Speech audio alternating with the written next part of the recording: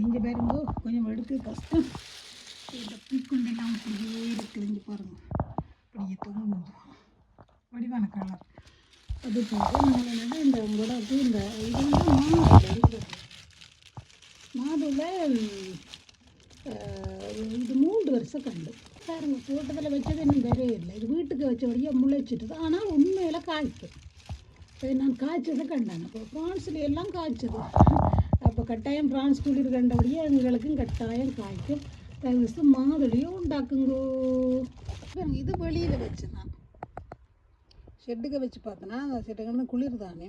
இது குளிருக்கு வெளியில் வச்சது இப்படி இருக்குது. உங்க முளைக்கையில் இந்த முதல் காட்டினது நான் என்ன இது வீட்டுக்குள்ளே வச்சேன். நான் வீட்டுக்குள்ளே வச்சபடியே அதுக்கு சூடு இருந்திருக்கு. இது காணாத இனித்தான் இது முளைக்கும்.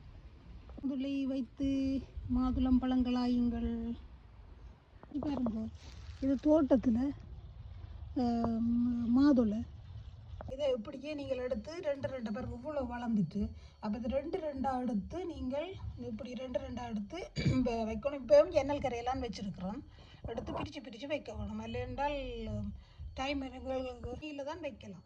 இப்போவும் சரியான குளிர் காற்று, வெயிலான குளிர் காற்று.